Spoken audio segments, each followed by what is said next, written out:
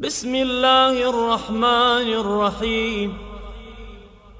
اللهم صل على محمد وآل محمد. اللهم إني أسألك برحمتك التي وسعت كل شيء وبقوتك التي قهرت بها كل شيء وخضع لها كل شيء وذل لها كل شيء وبجبروتك التي غلبت بها كل شيء وبعزتك التي لا يقوم لها شيء وبعظمتك التي ملأت كل شيء وبسلطانك الذي على كل شيء وبوجهك الباقي بعد فناء كل شيء وبأسمائك التي ملأت أركان كل شيء وبعلمك الذي أحاط بكل شيء وبنور وجهك الذي أضاء له كل شيء. يا نور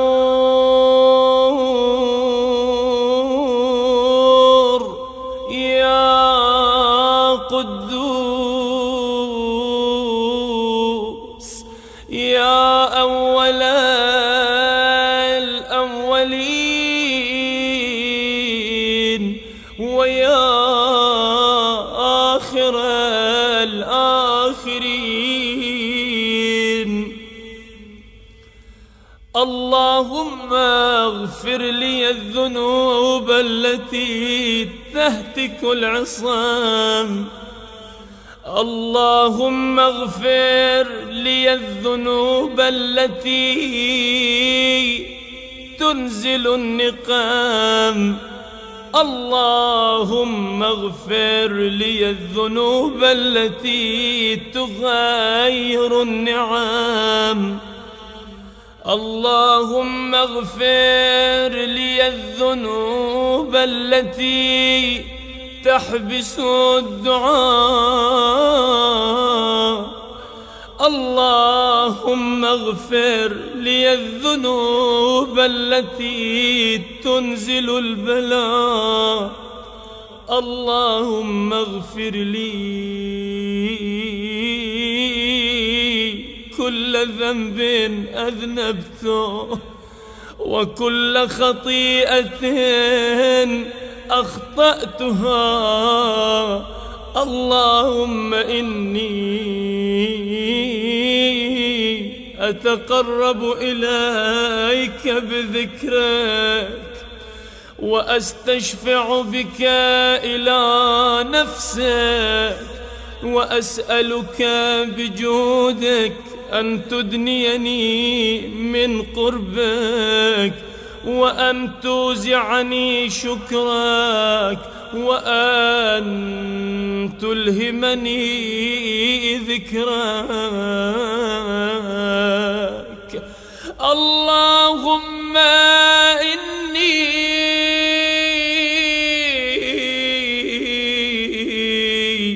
أسألك سؤال خاضع متذلل خاشع أن تسامحني وترحمني وتجعلني بقسمك راضيا قانعا، وفي جميع الأحوال متواضعا. اللهم وأسألك سؤال من اشتدت فاقته وأنزل بك عند الشدائد حاجته وعظم فيما عندك رغبته. اللهم عظم سلطانك وعلى مكانك وخفي مكرك وظهر أمرك وغلب قهرك وجرت قدرتك، ولا يمكن الفرار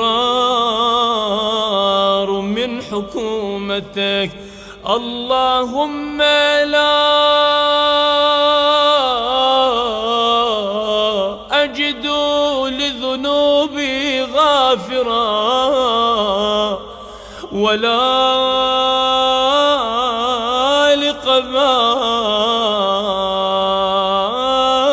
لقبائحي ساترا ولا لشيء من عملي القبيح بالحسن مبدلا غيرك. لا إله إلا أنت سبحانك وبحمدك ظلمت نفسي وتجرأت بجهلي وسكنت إلى قديم ذكرك لي ومنك علي. اللهم مولاي كم من قبيح سترته وكم من فادح من البلاء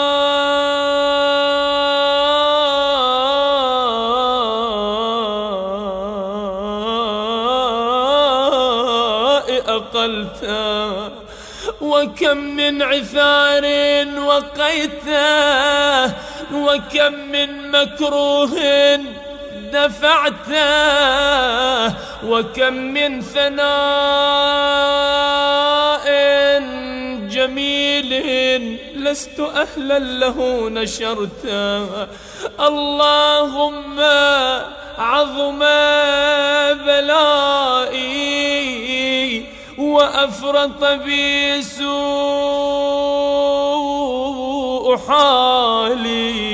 حالي وقصرت بي أعمالي وقعدت بي أغلالي وحبسني عن نفعي بعد أملي وخدعتني الدنيا بغرورها ونفسي بخيانتها ومطالي يا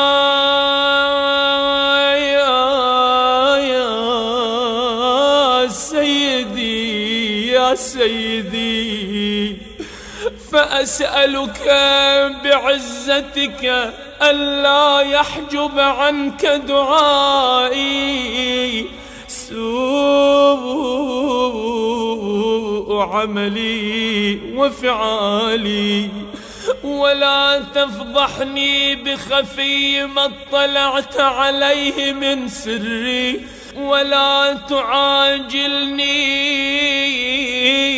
بالعقوبة على ما عملته في خلواتي من سوء فعلي وإساءتي ودوام تفريطي وجهالتي وكثرة شهواتي وغفلتي وكن اللهم بعزتك لي في الأحوال كلها رؤوفا، وعلي في جميع الأمور عطوفا. إلهي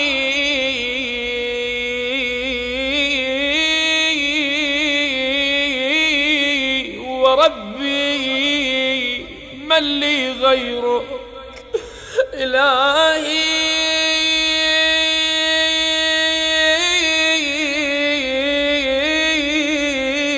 وربي من لي غيرك، من لي غيرك أسأله كشف ضري والنظر في أمري.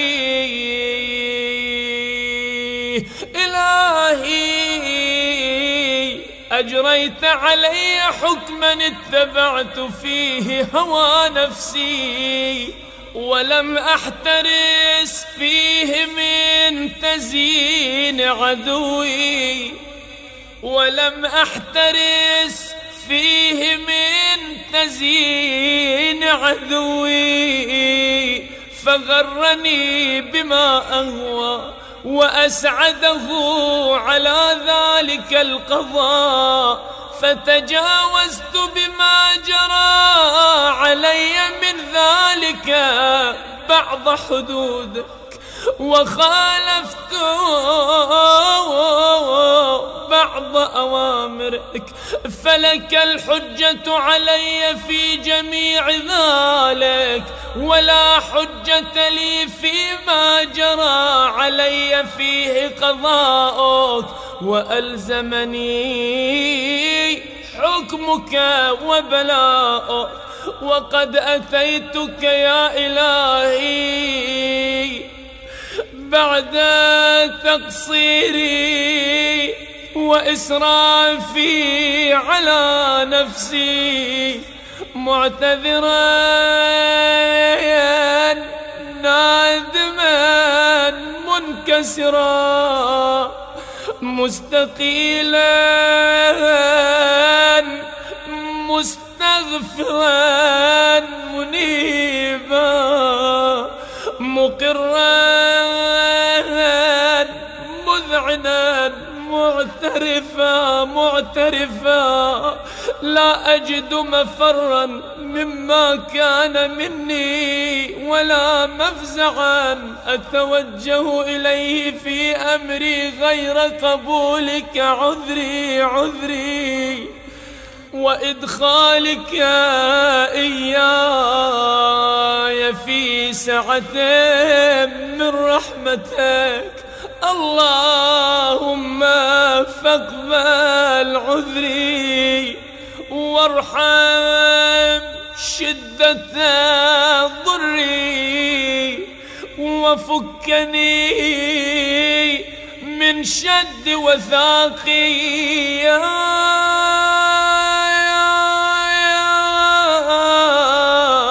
يا رب ارحم ضعف بدني ورقة جلدي ودقة عظمي، يا من بدأ خلقي وذكري وتربيتي وبري وتغذيتي، هبني لابتداء كرمك وسالف برك بي يا إلهي.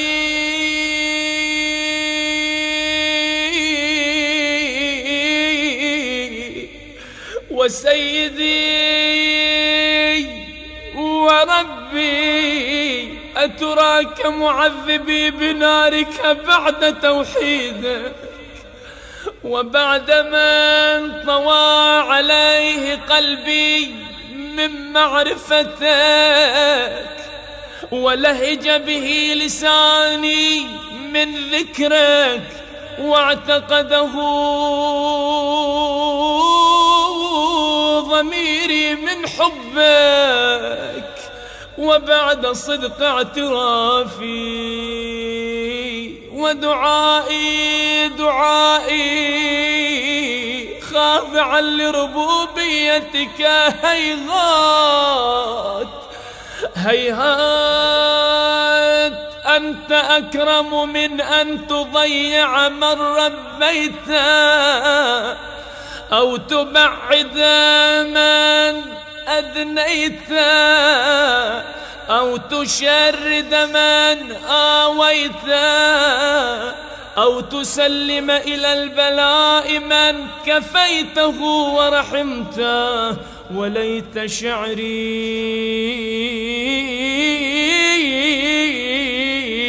يا سيدي وإلهي ومولاي أتسلط النار على وجوه خرت لعظمتك ساجدة، وعلى ألسن نطقت بتوحيدك صادقة، وبشكرك مادحة، وعلى قلوب اعترفت بإلهيتك محققة، وعلى ضمائر حوت من العلم بك حتى صارت خاشعة، وعلى جوارح سعت إلى أوطان تعبدك طائعة، وأشارت باستغفارك مذعنة. ما هكذا الظن بك، ولا أخبرنا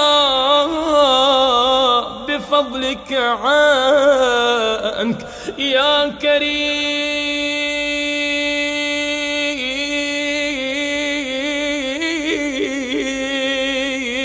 يا رب.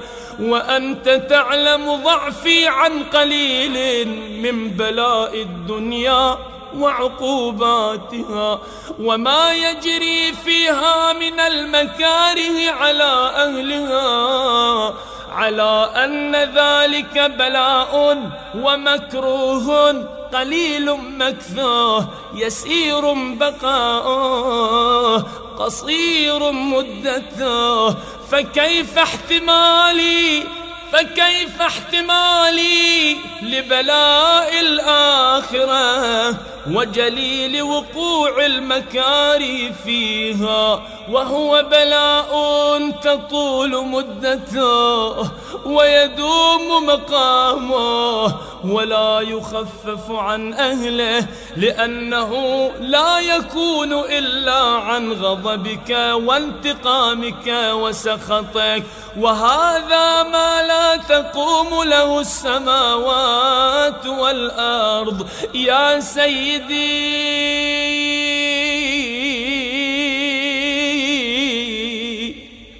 يا سيدي، فكيف بي وأنا عبدك الضعيف الذليل الحقير المسكين المستكين؟ يا إلهي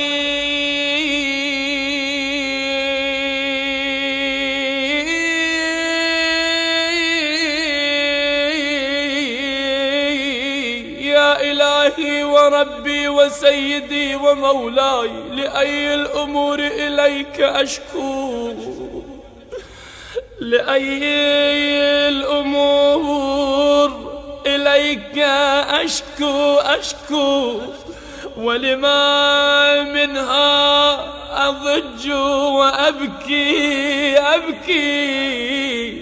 لأليم العذاب وشدته، أم لطول البلاء ومدته؟ فلئن صيرتني للعقوبات مع أعدائك، وجمعت بيني وبين أهل بلائك، وفرقت بيني وبين أحبائك وأوليائك، فهبني يا إلهي وسيدي ومولاي وربي. صبرت على عذابك، فكيف أصبر على فراقك؟ وهبني صبرت على حر نارك، فكيف أصبر عن النظر إلى كرامتك؟ أم كيف أسكن في النار ورجائي عفوك عفوك؟ فبعزتك يا سيدي ومولاي أقسم صادقا لئن تركتني ناطقا لأضجن إليك بين أهلها ضجيج الآملين، ولأصرخن إليك صراخ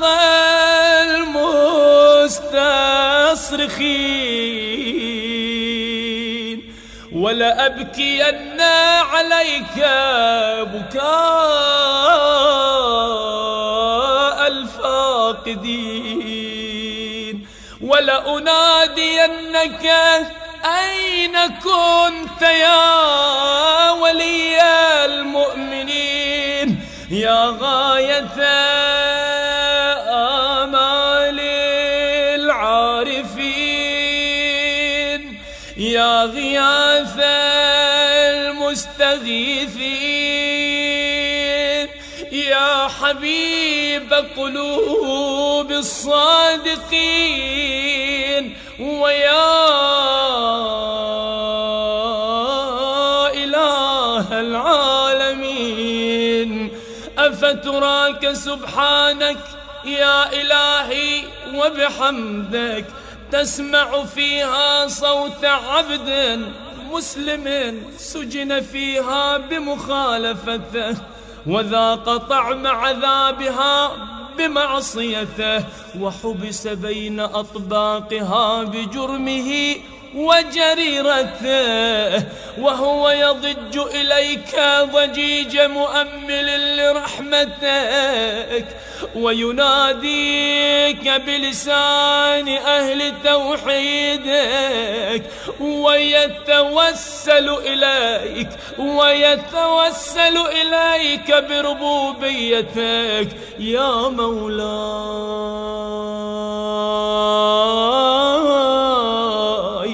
فكيف يبقى في العذاب وهو يرجو ما سلف من حلمك؟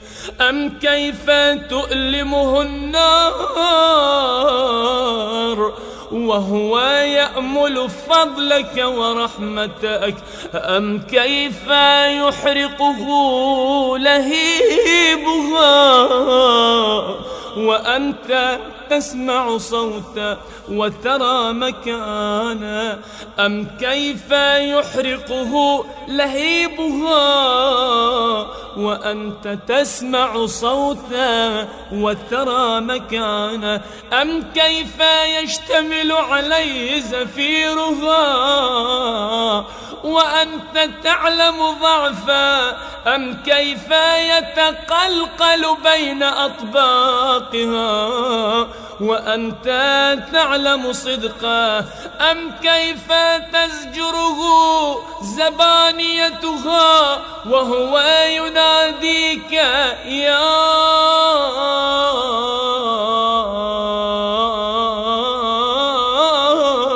رباه يا رباه؟ أم كيف يرجو فضلك في عتقه منها فتتركه فيها هيهات؟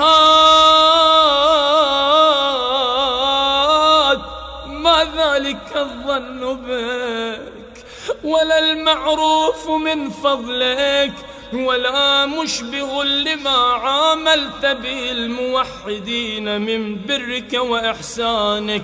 فباليقين أقطع لولا ما حكمت به من تعذيب جاحديك وقضيت به من إخلاد معانديك لجعلت النار كلها بردا وسلاما، وما كانت لأحد فيها مقرا ولا مقاما، لكنك تقدست أسماؤك أقسمت أن تملأها من الكافرين من الجنة والناس أجمعين، وأن تخلد فيها المعاندين، وأنت جل ثناؤك قلت مبتدئا وتطولت بالإنعام متكرما. أفمن كان مؤمنا كمن كان فاسقا لا يستوون. إلهي وسيدي، فأسألك بالقدرة التي قدرتها وبالقضية التي حتمتها وحكمتها وغلبت من عليه أجريتها، أن تهب لي في هذه الليلة وفي هذه الساعة كل جرم أجرمته، وكل ذنب أذنبته، وكل قبيح أسررته، وكل جهل عملته، كتمته أو أعلنته، أخفيته أو أظهرته، وكل سيئة أمرت بإثباتها الكرام الكاتبين الذين وكلتهم بحفظ ما يكون مني، وجعلتهم شهودا علي مع جوارحي، وكنت أنت الرقيب علي من ورائهم والشاهد لما خفي عنهم، وبرحمتك أخفيته وبفضلك سترته، وأن توفر حظي من كل خير تنزله أو إحسان تفضله أو بر تنشره أو رزق تبسطه أو ذنب تغفره أو خطأ تستره. يا ربي يا ربي يا رب يا إلهي وسيدي ومولاي ومالك رقي، يا من بيده ناصيتي، يا عليما بضري ومسكنتي، يا خبيرا بفقري وفاقتي فاقتي، يا ربي يا ربي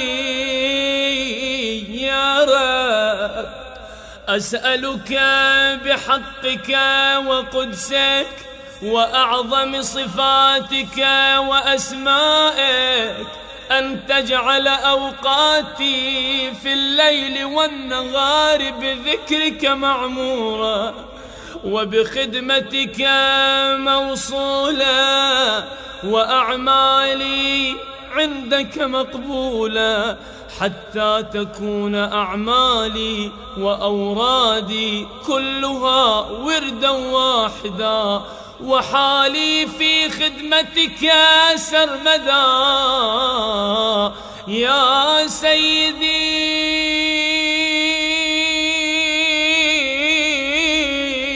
يا من عليه معولي، يا من إليه شكوت أحوالي، يا ربي يا ربي يا رب، قو على خدمتك جوارحي، واشدد على العزيمة جوانحي، وهب لي الجد في خشيتك،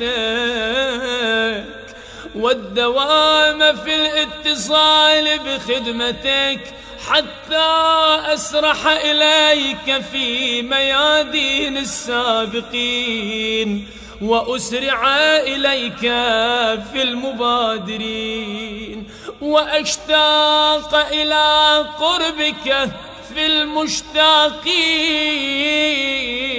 وأدنو منك دنو المخلصين، وأخافك مخافة الموقنين، وأجتمع في جوارك مع المؤمنين. اللهم ومن أرادني بسوء فأرده، ومن كادني فكده، واجعلني من أحسن عبيدك نصيبا عندك وأقربهم منزلة منك وأخصهم زلفة لديك، فإنه لا ينال ذلك إلا بفضلك.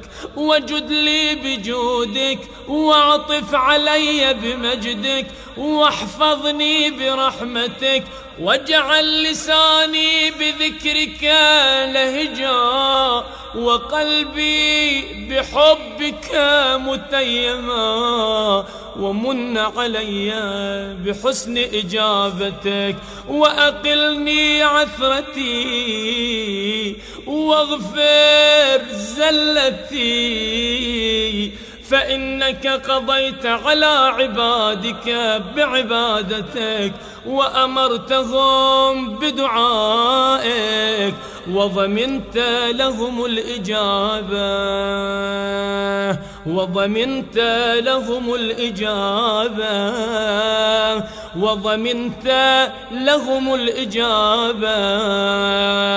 فإليك يا ربي نصبت وجهي، فإليك يا ربي نصبت وجهي، وإليك يا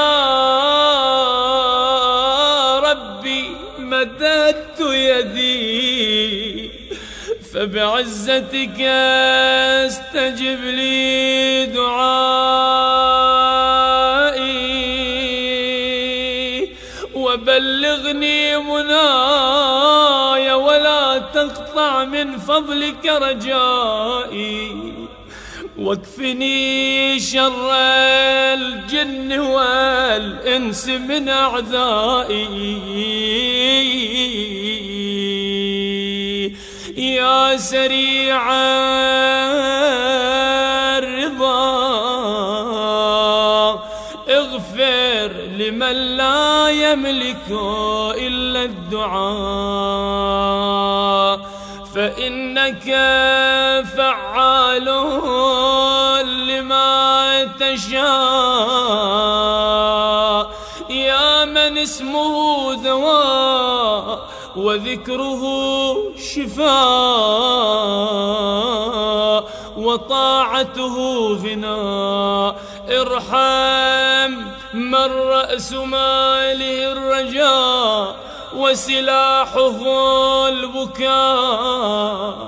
يا سابغ النعم، يا دافع النقام، يا نور المستوحشين في الظلام، يا عالما لا يعلم، صل على محمد وآل محمد، وافعل بي ما أنت أهله.